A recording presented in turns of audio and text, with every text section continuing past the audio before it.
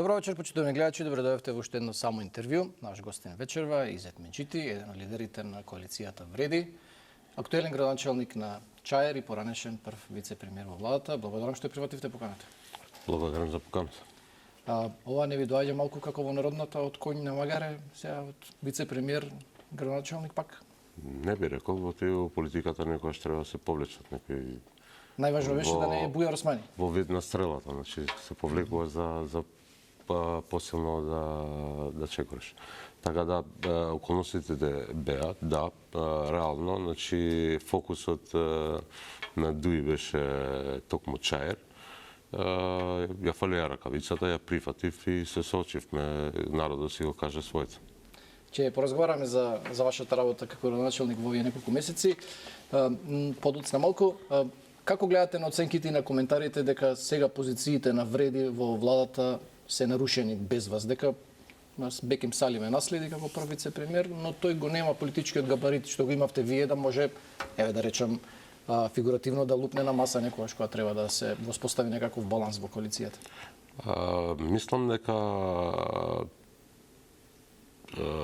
може тоа да се потврди јавноста и пошироко дека Влен воспоставува нови стандарди, нови правила,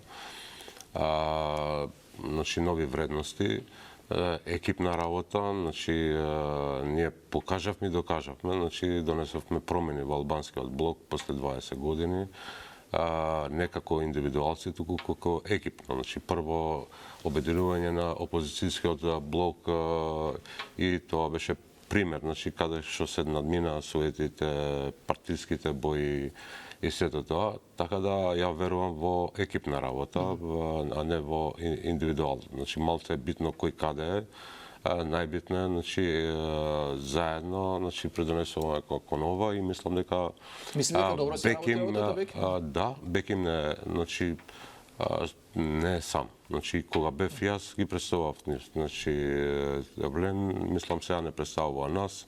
Секоја недела значи се гледаме, разговараме за случувањата, за идеите, за програмата, ветеното и мислам заедно ги тераме тие работи. Добро, победивте во Чаир, рековте, тоа беше една од клучните битки на локалните, победивте и во Тето, Касами остана градоначалник, победивте и Струга, победивте, речиси секаде за градоначалници, но Дуи не призна пораз. Тие победите ги препишуваат на поддршката што ја добивте од ВМРО ДПМН, ги бројат гласовите на советничките листи и за волја на вистината и овој пат како и претходните избори таму победи нивната коалиција. Прашањето ми е зошто не успеавте и после година и пол по промената на власта некако убедливо да ги победите и на советнички листи, секаде да ги победите за да им го одземете аргументот дека го немате легитимитетот целосен за да ги представувате албанците. Мислам дека Дуи заборавија на ова. Веќе има реакција од нивните членови дека ова е надминато, веќе не поминува кај народот. Ако не е победа, значи Влен од 3 општини на 10 општини, речиси сите градови, Дуи не изгуби само во Чаир, Дуи изгуби во цело Скопје. Да не беше Таравари со нив и гостива да. Значи да не беше и Таравари, Дуи ќе останеше со Чашка, Липково и Пласница. Значи од Дуи кој што имаше 12-13, речиси 90% од албанските општини да остане на Чашка, Липково и Пласница, мислам ако и ова не е пораз за нив, ако и после ова претендира дека тие ги представуваат албанците, мислам дека тоа тие може да го кажат, но немаат аргументи. И не држи и тоа дека во однос на советничките листи, значи тие и тука имаат изгубено. Има пати тие, имате и вие пати. Во однос на парламентарни и локални сегаш има разлики, но и по резултатот на локалните избори и по последните анкети јасно е дека кој е главниот фактор, мислам, кој е мнозинство кај албанците. Знаете, ме прашувам поќе во контекст на тоа дека говоревте дека сме заробена држава, дека тие се режим, дека се корумпирани, дека ги владеат институциите, ама некако како да не успевате докри да ги убедите албанците во земјава дека Дуи беше такво злоеве, да го наречам како што го опишувавте. Не, мислам дека албанците се убедени и тоа го покажуваат резултативе. Очигледно е дека некои работи не може преку ноќ да се менуваат. но албанците кажаа на парламентарните избори. Имаат медиум, имаат институции, мрежени се добро. Па, сега како мислам успева нормално дека не можеш да ги отконеш преку ноќ. Тие политики, тие влијанија беа длабоко влезени, значи во се, но полека, значи работите се менуваат, но кај албанците веќе јасно покажа и на парламентарните, и на локалниве, и на анкетиве кои ги представува албанците, дека може подобро, значи секој што, значи нашиот предизвик не е дуи веќе како влен да биде подобар. Ако беше синоним некој на таа политика на претходната влада во која беше дел Дуи, секако Артан Груби, вие говоревте многу, велам, за корупцијата, криминалот на таа влада. До ден денешен слушаме за Соравија, какви шеми се правеле преку внукот на Али Ахмети, но таму, колку што знам, обвинителството нема отворено случај. Единствениот случај е за лотарија што е отворен. Порнешниот директор Бајрами е во бегство се уште, но се врати Артан Груби. Дали се изненадивте што се врати? Па добро што се врати, значи добро и ќе треба да одговара, значи за тие дела за кои што зборевме во минатото и да почекаме, значи он ќе си го каже своето. Малку беше мистериозно и неговото заминување, и неговото враќање, се отворија многу сомнежи во јавноста, да речам дека може би има некаков договор во позадина. Може ли да му го сврти грбот на Али Ахмети и да проговори за тоа што се случуваше Па тоа? достаеме на времето. Мислам дека добре што се врати да се соочи, мислам, со законот, со кршење на законот, со тие и мислам ќе има можност да се го каже, мислам, колку е он виновен, колку другите. Мислите дека ќе проговори? Па би требало, мислам, треба да каже вистината. Дали има договор или такво нешто? Не, барем ја не знам. Оте знаете, чудно беше малку како Барем со мене не. обвинителство се многу се вложи да не преспие ниту една ноќ во притвор по врачањето. И тука, значи, за волја на вистината, значи, сепак тука се пипците од поранешната власт, посебно се уште, значи, во судството и обвинителството. И тука не одрекувам дека има некој влијание, но како и да е, добро што е вратен, добро што ќе се соочи, значи, со правдата и да има презумпција на невиност. Мислам да оставиме на органите на правда да си ја терат работава, а дали ќе прозбори и колку е виновен он, колку другите, мислам, он треба тоа да го каже. Се поклопи неговото враќање баш кога беше аферата со марихуаната, па шпекулациите во јавноста беа дека можеби ете ќе каже нешто за Заев и за таа екипа која го протежираше тој бизнис. Сега Мицковски деновиве кажа дека имал чувство дека наскоро ќе одговара некој поранешен премиер или блиски неговиот круг. Имате ли вие такво чувство? Сега мислам така да друго е чувство. Ја уште еднаш ќе потенцирам, добро што е вратен, има можност да си го каже своето. Добро, велам, дуи не признаваат пораз на локалните избори, дури се охрабри и побара предвремени парламентарни избори. Дали е тоа за вас опција? Последно време не ги слушам. Мислам дека сега и да има можност за предвремени, први што ќе избегаат се тие. Ако бијќи тоа ќе значи вистински крај за нив, кога ќе им се реплицира резултатот од локалните избори. На последната анкета што се појави Вие јавноста, знаете Бреди дека беше во предност. на парламентарните избори, значи единствена разлика имаше во петата изборна единица. Значи во сите други, значи или ние бевме напред, како во првата изборна единица, во втората, или пак тук пата бевме. Додека они беа се уште власт, тоа има град Скопје, влада, општини и пак тој беше резултатот. Единствена разлика направија во петата изборна единица, а причината за тоа, еден од главните фактори беше што речи сите општини ги владееше Дуи. Почнувајќи од Кичево, Пласница, Дебар, Струга, влијание во Битола, во Охрид и завршувајќи во Долмени. Сега имате представа кога веќе Дуи скоро целосно отконат, значи од петата изборна единица, што ќе им се случи на Дуи на наредни парламентарни избори. Значи, ако добро ве разбирам, вие немате ништо против. Ако се одлучи да се одени избори, вака, да ги одмерите силите. Ова е единствена година каде што нема никакви избори, ни локални, ни претседателски, ни парламентарни. Па и следната не треба да има.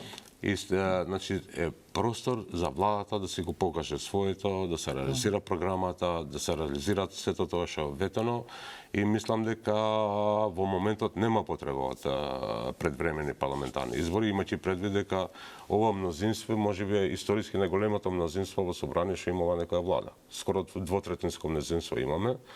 Избори немаме, така да е шанса на ние да се покажеме. Значи тоа што имаме ветено е момент да си го реализираме и значи нема дополнително да ствараме дополнителни трошоци за државата. Знаете дека кој има само кога ќе се прогласат избори во тие 6 месеци има заврзнување на сите процеси. Значи тука нема ни работа, све се запира и тоа се одразува на економијата и на економските текови во државата. Да, добро, Мицкоски е категоричен дека нема да има избори, но политиката никош не се. Јас сум категоричен, значи само сакав да аргументирам зошто не треба, но во секој случај, значи по резултативе што ги имаме на локални избори и по сето тоа што се случува, не стравувате. Влен напротив не стравува во било кој, значи и на предвремени, на парламентарни ќе извои убедлива победа.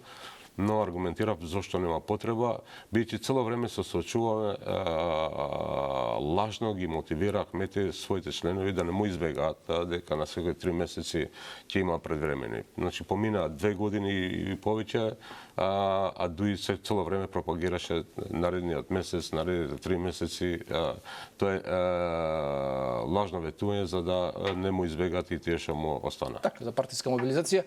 Освен тоа, Дуи очигледно многу вешто игра и на картата на етничките теми, етничките прашања и тоа е едно од работите кои очигледно се уште не многу мобилизира во Македонија. До душа пробаја после изборите некои економски теми, предлагаја нешто намалување на акцизи за горивата, некои други мерки, но сега повторно се вратија на овие теми. Тука прашањето ми е, успевате ли доволно добро да им парирате, зашто знаете некако имам ја барем впечаток дека успеваат да наметнат некаков наратив не само во Македонија, гледам и во медиумите во Косово, во Албанија, дека малтене албанците во земјава ги немаат никакви права, дека сме вратени пред 2001, дека работиве се многу лоши на тој план. Вие како да не успевате, вие се разбира демантирате постојано, но како да не успевате во тој јавен дискурс да ги победите. Таа се изразам така. Секогаш може подобро, мислам, во однос на перцепцијата. Перцепцијата е многу битна, мислам, во политичките звиднувања. Да, гледате медиумите во Албанија и во Косово, но сепак, така. Не, мислам, тука е подлабоко. Мислам, тука е некој ривалство, некои коалиции, никако не може да сватат дека некој што беа во релација со Ахмети, дека мора он по секоја цена да биде нивниот партнер. Тука мислам на Најдир, ама влијање, мислам медиумите таму и стварање на таква перцепција се обидуваат, но кога ќе се соочат со аргументиве не е баш така. Неодговорно. Значи тие сака да отвора, мислам цело време ја држат темата со законот за јазициве, кој што таму го представуваат како закон за албанскиот јазик, што не е точно. Значи прво генератор на овие кризи е токму тој закон кој што не е прецизно, значи конфузен е. Беше донесен на брзина, на брзина и точно е дека во тоа време беше авансирање на албанскиот јазик, но треба да ги соочиме аргументиве дека тоа не е целосно официјален јазик или рамноправен како што сакаат сега Дуито да го прикажат во Албанија и надвор од Македонија, бидејќи тие прифатија да македонскиот јазик е единствен јазик кој што се употреба во меѓународна соработка.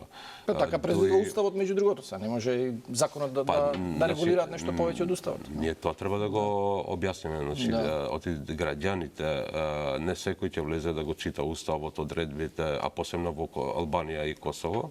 Значи треба овие работи да ги расчистиме, реално тие го начекаа Заев тогаш и го притиснаа да го оценија за коалицијата и го притиснаа да се помени, и иако ветуваа дека после забелешките и препораките од Венецијанска комисија, иако обратно требаше, прво предлогот се праќа од Венецијанска комисија, потоа се гласа, тие го изгласаа, па потоа ветија дека ќе ги дека ќе се коригира законот, никогаш не го И направи. после тие три одредби, значи се во однос на судството, униформите и банкнотите, значи ги чува во фиока и откако падна во опозиција, имачи влијание во Уставниот суд, ги отворија тие теми за да предизвикаат, значи такви тензии,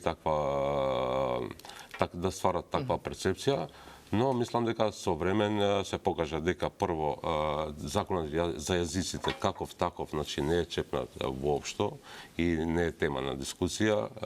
Второ, значи другата одредба во однос на правичната застапеност, ако во минатото имаше еден механизам статистички балансер за кој што министрите од ДУИ имаат писмено се изјаснити, значи на владина седница дека на балансерот му е поминат рокот и после истите сакаат тоа да го прикажат беше дел од стратегијата за реформа. дека доаѓањето на Влен и Влен го укинува тој механизам, ние го унапредивме тоа, носиме закон значи за правична застапеност. Омбудсманот кажа дека ова е најуспешна година во однос на застапеност, на правична застапеност на заедниците, почнувајќи од албанците. Не ве ги спорам јас бројките аргументите, но некако впечатокот е дека тие се погласни и дека се не знам во право дека се. Мислам дека наметнува такво мислење. Тука е веќе се договориме дека треба да бидеме погласни во промовирање на овие работи.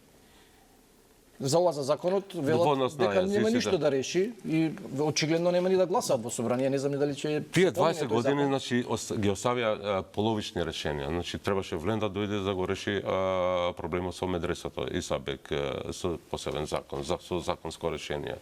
20 години не го решија значи правичната застапеност, требаше Влен да дојде да го реши тоа. Влен ги реше и значи испитите за технички во труд и социјала, значи кои што не беа решени 20 години. Влен ќе го реши ова за правосудниот испит, бејќи ДУИ тоа не го решил. Ќе ги решиме овие работи и можеби тука се согласам дека треба само погласни и попромотивни. Некако цело време сте во дефанзива и како да се правдате и да се објаснувате. Ова мислам дека и не поминува така глатко кај народот, бидејќи гледа во протестиве се 5 бивши министри за правда на ДУИ кои што не го решиле тоа и се испаѓаат, протестираат зашто не е решено. Ова со правосудниот испит е бараат, значи зошто Филков не го решава ова? Значи во принцип да, тие го представуваат како да е нешто сега намалено, а всушност никогаш не било. Студираат 4 години на албански и мислам дека е логично и им следува значи и тоа да го положат значи на албански јазик. Но тоа ше несфатливо. Како може значи 5 бивши министри за правда албанци од ДУИ да протестираат зашто ова не го решава Филков? А зашто тие не го решиле во нивно време? Значи тука ќе треба само пиарски, значи и погласни да бидеме во однос на промоција и кажување на работа. Тие го представуваат како да се уназадени некои права, а тие никогаш не биле секој што испит се полагал на македонски, никогаш се полагал тој испит на албански. Реално, значи тие, и тие самите положиле на македонски. И има случаи каде што министер за правда бил албанец од ДУИ и кандидат за нотар или за правосуден испит бил синот или некој член на ДУИ или виден член значи, на ДУИ и положиле значи, на македонски јазик и истите сега протестираат зашто ова не е решено. Значи тука ќе им се врати како бумеранг на самите себе си. Добро, велите ќе се реши, како ќе се реши, очигледно дека нема баш значи знаете, во рамки на законот има експертска група кои што финализираат и ќе испаднат со решение како што го решивме и претходните работи. Знаете зашто и ве прашувам се дали ова може да биде некаков камен на сопнување во коалицијата, бидејќи според тоа што слушам Филков, коалицијата има капацитет, демократски капацитет да ги анализира, да дебатира околу и да ги најде најдобрите законски решенија. Но во принцип на законски решенија, не на решенија половични кои што сега или покасно значи ќе провоцираат други. Филков е против, има и кавга расправија со Беким Сали. Тој вели дека законот за јазици го дозволува тоа, но треба да се гледа целиот систем правосуден дека ова не е дел од образовниот систем. Пак потенцирам, значи правосудниот испит. во рамки на законот и на уставот ќе се најде решението и значи ќе биде законско решение, долгорочно решение, а не половично решение кој што порано или покасно ќе произведува нови Да го преформулирам. Значи вие мислите че се реши да се може да се полага и на албански, дека тоа ќе го прифатат и Филков и Мицковски? Логично треба. А што ако не биде така? Па мислам дека законот тоа го налага и сепак велам дека тоа ќе биде уставно законско решение во рамки на тоа ќе се најде решение. Тоа го налага законот за јазиците. Другите закони од правосудството. Па сега мислам да оставиме на експертската, мислам на експертите тоа да го најдат решението и мислам во моментот кога ќе го имат ќе го соопштиме пред јавноста. Има ли некаков рок? Да не биде ова дека е политичко влијание на Добро. Има ли некаков рок? Интензивна работа, мислам за скоро време ќе треба да испадна со решение. Споменавте сами на почетокот. Како што најдовме решение, значи за законот за правична застапеност, законот за медресата и Сабек. Имаше за воспитувачите, во труд и социјално, значи за прв пат, значи после 20 години во рамки на законот и тоа не штети, значи само креира подобра клима, поголема лојалност, да сите се чувствуваат равноправни во оваа држава. Да, знаете, секогаш кога албанци, македонци разговараат, секогаш некако низ етничка призма се гледаат овие работи. Да се вратиме на нормалните работи. Сите треба да се заложиме да има функционален систем во државата, никој да не се чувствува никако граѓанин од втор ред, никако привилегиран. Тама работа, самите на почетокот на оваа дискусија рековте дека суштината, коренот на проблемите е тој конфузен закон за јазиците. Вие дали сте подготвени да се седне со ладни глави, да се разговара за тој закон, да се пречешла уште еднаш или ќе чекате прво Уставниот суд да се изјасни? Ние разговараме постојано, значи и јасно е дека јазикот е идентитет и многу битен за албанската заедница. И ова е во приоритетите. Нормално чекаме и моментум, значи тоа не е единствена работа на кој сме посветени. Да, вие баравте 20% во уставот да се замени со албански. Па мислам дека е лошо чувство, значи да се идентификуваш со проценти, со бројки, со такви. Мислам дека тука треба поголемо разбирање од поголемата заедница, од македонците, како што ние ги разбираме кога се чепка нивниот идентитет, вашиот идентитет, значи јазик, историја, се до тоа. Мислам дека обострано ќе треба и од поголемата заедница да има разбирање дека не е добро, значи втората заедница поголема во државата да се чувствуваат лошо, да се идентификуваат со бројки проценти. Да. Но има и други прашања поврзани со уставот и кога и да се спомне некое барање за евентуална промена, па се вика, па се и символите да се променат, и грбот да се промени, и ова да се промени, она да се промени. Многу работи има да се променат, веројатно треба да има и по-нормални, без тензии, вака политички злоупотреби на етничките прашања, за да се создаде некаква клима да може да се разговараат тие теми. Мислам дека владата има демократски капацитет да ги разговара, преговара и да ги најде соодветните најдобрите решенија кои дадат во интерес на државата и на заедниците. Како очекувате да постапи Уставниот суд? Ова постојано го одлага одлучувањето за законот за јазиците, но гледаме дека прашањето предизвикува тензии, очигледно Дуи ќе игра на таа карта и понатаму. Па Дуи покажува дека нема друга карта, нема што да понуди, губи терен, губи избори и сигурно сака да игра на вакви, но ние нема да играме кај што игра Дуи. Ние ќе спаднеме, значи постојано, значи со како и што ни следува одговорност ние да најдеме решение за овие работи и тоа да бидат законски долгорочни решенија. Така да Уставниот суд, мислам дека ги има предвид овие околности. Да, за тоа го одложуваат, постојано најдуваат некои. Мислам дека имаме доста други работи на кои сме посветени, економија, животен стандард, да не бегаат младите. Има време за тоа. Да, на крајот на денот мора некогаш да ги, ако има правна држава и функционирање на правото, мора да ги разгледат иницијативите. Ако има иницијативи, макар и да ги отфрлат, никој не знае, не вели дека ќе Оставаме на Уставниот суд тоа. Да. Добро, споменавте дека го подготвивте тој закон за правична застапеност кој ќе го замени балансерот. Доставен е до собрание или се уште не е? Што ќе се промени со тој закон во суштина? Па вака, значи и тука значи треба некои работи да ги расчистиме пред јавноста. Иако тоа произлегува од Охридскиот рамковен договор, еден од главните столбови на Охридскиот рамковен договор. Па и во уставот пишува дека правичната застапеност е еден од главните принципи. Мислам дека од тоа произлегува, но треба да се има предвид дека од 2002 до 2015 освен политички договор, значи на владините партнери у влада за правична застапеност, немало ни механизм, ни балансер. Да, ова е прв пат закон да се балансерот е негде донесен, значи касно, значи 2014 година. Во првите години значи имаше ефект, иако треба да имаме предвид дека балансерот е само статистички механизам кој што покажува колку вработени од која заедница има. Калкулатор. Но тој немаше правна основа, значи да некого го потикне или да мора тоа да го извршува. Па после со време, значи последните години имаше контраефект, бидејќи почнаа да се луѓе во моментот на вработување од лични побуди, лични интересни, почнаа да се и од друга етничка заедница. И тоа беше политички договор. Да.